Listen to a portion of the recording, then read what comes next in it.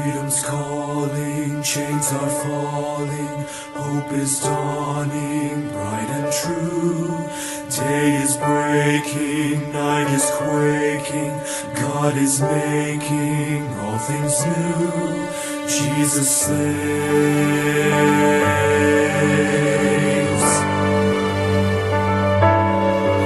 Hear the heart of heaven beating, Jesus saves, and the hush of mercy breathing, Jesus saves, hear the hosts of angels sing, glory to the newborn King, and the sounding joy repeating, Jesus saves. See the humblest hearts adore Him, Jesus saves, and the wisest bow before Him, Jesus saves, see the sky alive with praise, melting darkness in His blaze, there is light forevermore in Jesus saves.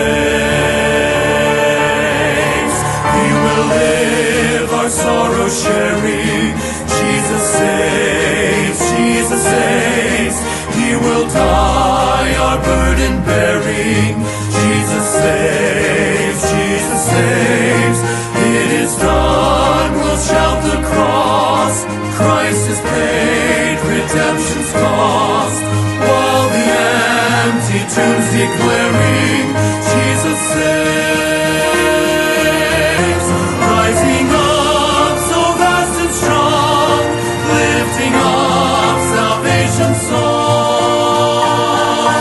the redeemed will sing forever, Jesus saves.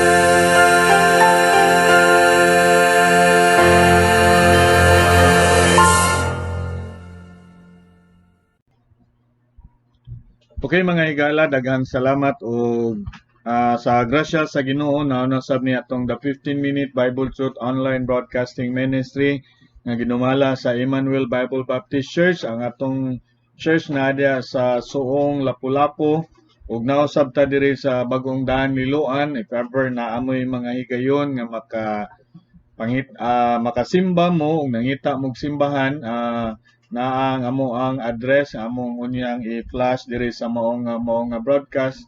Og salamat sa Ginoo nga nagapadayon kita ini nga pagtuon, no, ini nga balaan nga pulong sa Dios, ug karon nga adlaw atong hisgutan kining assurance of salvation in Jesus Christ. Imo makita diha sa screen nga importante manggod mga higala nga masayod ta nga diha day ni Kristo naa ang atong kasiguruan, no? Naa diha ang kasiguruan nga sa diha nga motuog mosalig ka ni Ginoong Hesus, makaangkon kaning kaluwasan. Ug kani nga kaluwasan nga gihatag sa Dios kanato pinaagi ni Ginoong Hesus, aduna ni kasiguruan, no? Dili ni mawala nga kaluwasan mga higala, no? Ngano nga siguro man ta, ug mao na atong pagatun-an karon, ug atong basahon atong teksto sa ikaduhang Timoteo, 2 Timothy chapter 1 and verse number 12, ug akong basahon, no, suwat ni Apostol Pablo ngadto ni batan-on nga preacher si Timothy, ningon diri, for the which cause I also suffer these things, nevertheless I am not ashamed, for I know whom I have believed, and I am persuaded that He is able to keep that which I have committed unto Him against that day.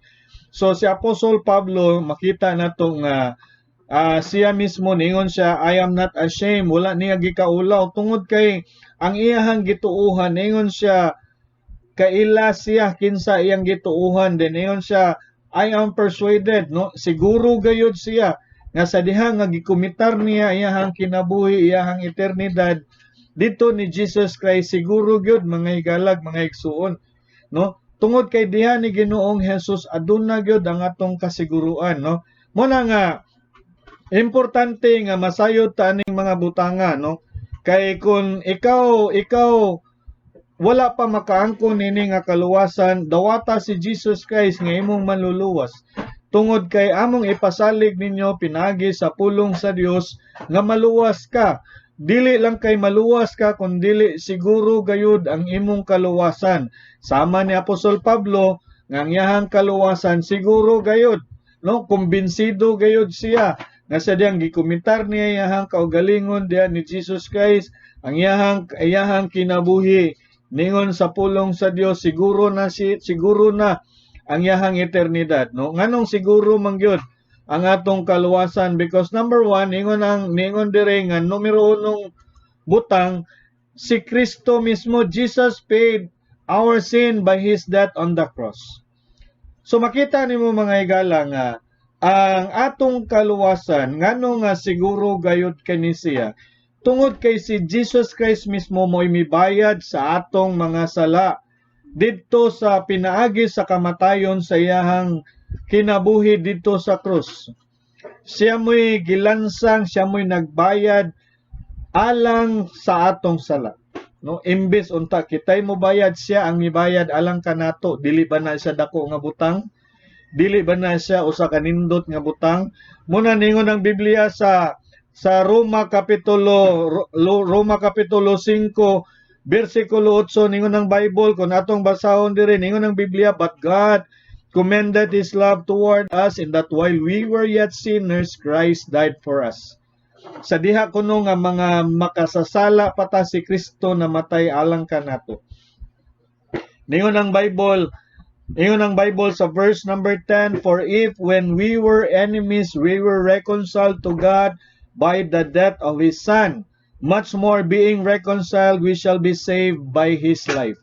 So makita na to mga higala nga di ay sa diha nga mga kaaway pa kita sa Dios, si Ginoong Hesus pinaagi sa iyang kamatayon dito sa krus, ningon diha gipasig-uli kita, no? Gipasig-uli kita sa Dios Amahan nga ningon diha nga siya namatay dito sa krus. No muna nga atong makita diri nga siya mismo ang bayad alang kanato, no? Kun imong tan-awon sa Pirmirong Pedro kapitulo 2 bersikulo 24 nga siya gayud mismo ang mibayad sa atong sala, no? Ningon ang Bible, who His own self bare our sins in His own body on the tree, that we being dead to sin should live unto righteousness, by whose stripes ye were healed. No, ningon ang Bible, by His own body, no? He bare our sin in His own body. So iyang gidala ang atong sala diha sa iyang lawas didto sa krus, no? Siya mismo munay nakanindot aning butanga nga ang atong kaluwasan siguro gyud tungod kay siya mismo mibayad, wa niya gipabayaran og lain, dili usab kitay gipabayad, kay kung kitay mobayad, nagingon ang Bible, ang atong mahidangatan kalayo sa impierno, no? Kay ingon ang Bible, wa man gyud mga makasasala man ta, no? Wa man gyud tay nada sa tubangan sa Ginoo. Dako man tang makasasala muna nga kun imong tan-awon ang Biblia sa ikaduhang Korinto kapitulo 5 bersikulo 21, no? Nga nganong angayan siya nga siya mo'y nibayad sa atong sala tungod kay wala siya sala. 2 Corinthians 5:21, ingon ang Bible, for He hath made sin Him to be sin for us who knew no sin, that we might be made the righteousness of God in Him.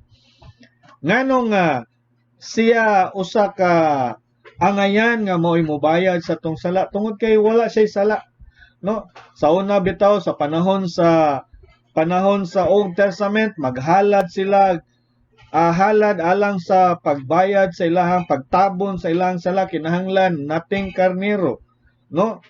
Firstborn unya natigid siya nga karnero, no? Walay buling, walay hugaw ang i-offer nila. So mosad mga higala, ningon ang Bible, behold the Lamb of God which taketh away the sins of the world. Siya gayud mismo ang midala sa iyahang atong mga sala dito siyang lawas dito sa krus, no? Pinaagi sa iyahang kamatayon kita gayud ang iyahang gibayran, no? Iyahang gipakamatyan dito sa krus.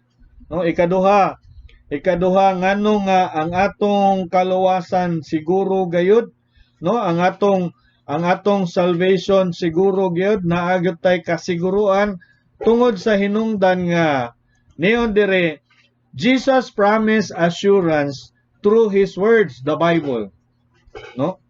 The Bible. Ang Biblia mga higala gihatag ni sa Dios diri kanato ay kay aron makita nato ug mabasa nato nga naa siya gisaad, no?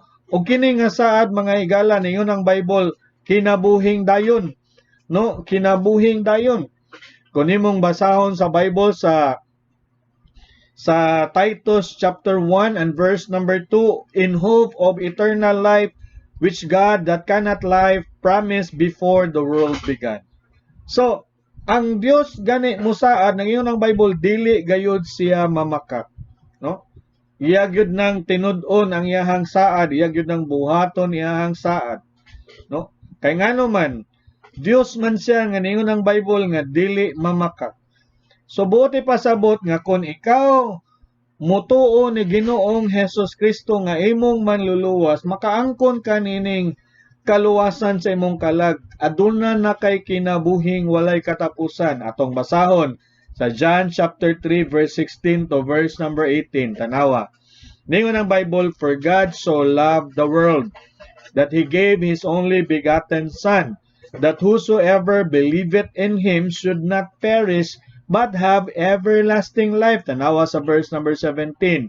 For God sent not His Son into the world to condemn the world, but that the world through Him might be saved. Tanawa sa verse number 18. He that believeth on Him is not condemned, but he that believeth not is condemned already, because he hath not believed on the name of the only begotten Son of God. So mga higala, si Ginoong Hesus mibayad na sa atong sala, iya nang giulaan ta sa dugo, iyahan natang gibayran ang atong sala dito sa krus sa Kalbaryo. Ang tao di ay dili gyud siya maluwas kung wala siya ay pagtuo didto ni Ginoong Hesus. Unsa man na nga pagtuo nga imo siyang saligan nga siya lang ang makaluwas sa imong kalag, no? Tungod kay ang pagtuo ni Ginoong Hesus ang sangputana nini mga higala kaluwasan sa imong kalag, no? Ningon ang pirmirong Pedro kapitulo 1 versikulo 9, klaro kayo ang saad sa Dios diri kanato. Ningon ang Bible, receiving the end of your faith, even the salvation of your souls, no? So ang ingon ang Biblia kanang pagdawat nimo sa imong pagtuo, kaluwasan sa imong kalag. So unsay maluwas mga higala imong kalag? Asa man na imong kalag padung, imbes padung sa kalayo sa impierno, karon padung na sa langit, no? Padung na sa langit. That's why gisaad nganong siguro gayud kita, because ni promise ang atong Ginoong Hesus, no? Gisaad niya, no? Naa siya isaad gani kun imong basahon sa Bible sa John chapter 6 and verse 47, ingon si Jesus Christ mismo, gikan ni sa baba ni Ginoong Hesus mismo, verily, verily I say unto you, he that believeth on me hath everlasting life. Nga kung mutuo di ay ka, aduna na kay kinabuhing dayon. Ngayon sila nga pastor kanang makasala pamanta pastor. Ya tinuod na makasala patakin sa may dili makasala nato nga naa pamanta sa atong unod. Naa pamanta aning unod no nato nga lawas makasala pata. But ingon ang Bible, gitagaan na tag kinabuhing dayon. Buot ipasabot kung ikaw mutuo ni Ginoong Hesus nga imong manluluwas, aduna na ka. Ngayon gud ang Bible, oh, he that believeth on me hath everlasting life, no? Pastor, unsaon man ako pagdeterminar nga nituo ko mismo ni Ginoong Hesus? Mga higala, kung tinud-anay ka nga mutuo ni Ginoong Hesus, mabutang sa imong kasing-kasing nga inikamatay nimo langit ka. Kay buti pasabot niya na nituo og nisalig jud ka unsay gisulti ni Ginoong Hesus. Kay kumingon ka nga mutuo lang ta unya maningkamot pa lang ta, wala gid ay ka nisalig di ay. No, kay nganong maning kahamot pa man ka nga gisaad naman na niya nga naa kay kinabuhing dayon. Sumayo ka nga mutuman lang ta sa balaod para makaangkon tag kinabuhing dayon. Wala gyud ay ka ni salig niya di ay kay ngano man nga imo pamangyong saglan og pagtuman og napo kasugo nga wa man na giingon niya nga he that believeth on me and follow the law and obey the law hath everlasting life. Nung wala man, ingon ramang yun siya, he that believeth on me hath everlasting life. Ang saon pa man na nimo. No? Ngayon ka, magpabautismo lang ko para makaangkon kong kinabuhing dayon mga igala, ingon taka. Ang Bible klaro kayo, ingon siya nga kung mutuo lang ka. No? Mao bitaw ingon sa Acts chapter 16 and verse number 10:31, and they said, believe on the Lord Jesus Christ, and thou shalt be saved and thy house. Unsaon nga maluwas ka, tuohi si Kristo nga imong manluluwas. Tingon ang Bible, maluwas ka, ikaw ug ang imong panimalay. Ngano man na siya, saad man gud na sa Dios. Mga higala, kung ang Dios mo saad, iya gyud nang buhaton, iya gyud nang tumanon. No? Iya gyud nang tumanon. Mao bitaw nga kami moingon mi ninyo nga nganong siguro nami og langit tungod kay saad na sa Dios diri namo. Ug mao sa na imong mabatunan mga higala kung ikaw motuog mosalig ni Kristo nga imo siyang manluluwas, nga siya lang ang makaluwas imong kalag, nga siya lang ang makahatag nimong kinabuhing dayon. Kay tinud-anay kang mosalig niya mabutang na sa imong kasing-kasing og kinabuhi ug sa imong pangunahon na nga ikaw karon human ining kinabuhi makig-uban na sa Dios hangtod sa kahangturan. Ngano man na sa mga higala tungod kay mituog misalig ka. No? Tungod kay mituog misalig ka, tungod kay naa na sa imong kasing-kasing ug mao na ang manggawas sa imong kalag. Mao bitaw nang giingon sa Roma Kapitulo 10 ato ragong basahon. Roma Kapitulo 10 tanawa mga higala. Makita nimo diri, mao ni say tawo nga tinud-anay nga mituo. Verse number 9, Romans chapter 10 and verse number 9, that if thou shalt confess with thy mouth the Lord Jesus, and shalt believe in thine heart that God hath raised him from the dead, thou shalt be saved. Verse 10, for with the heart man believeth unto righteousness, and with the mouth confession is made unto salvation. Subot mga higala, kung tinuod ka nga magtotoo ni Ginoong Hesus, manggawas na siya sa imuhang baba tungod kay ningon ang Bible, out of the abundance of the heart the mouth speaketh. So kung ang imong kasing-kasing walay kasiguruan, manggawas pod sa imong baba ug sa imong una-una wala gyud kay siguro.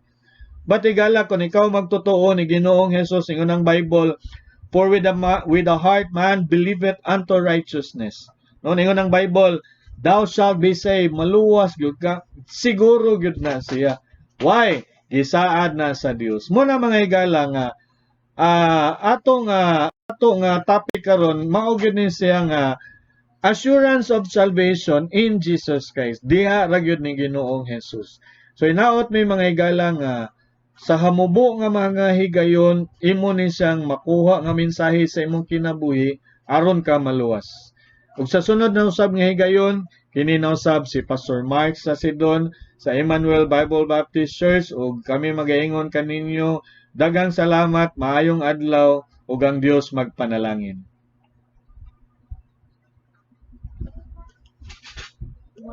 Kung ikaw nagatuo sa pulong sa Dios mahitungod sa kaluwasan, pag-ampo ani nga inampuan, Ginoong Hesus, usa ako ka makasasala ug dili angayan sa langit.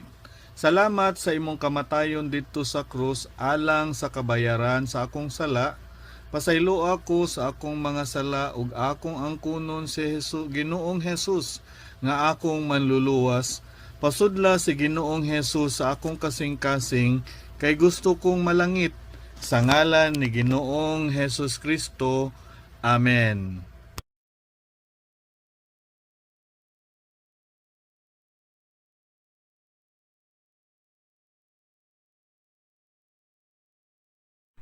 Higala kung ikaw na panalanginan kini nga mao nga broadcast karon among paghangyo kanimo nga Kaybawa kami pinagi sa pag-text ka namo or pinagi sa pag-message sa amo ang Facebook page o kami malipay mo tabang kanimo ug mugiya kanimo sa kamatuoran nga ang kaluwasan pinagi lang ni Ginoong Hesus ug ang kasiguruan naa lamang sa iyahang pulong ug ikaw makabaton niini nga kasiguruan kabag-uhan sa kinabuhi ug malipay kami mo tabang kanimo mga higala.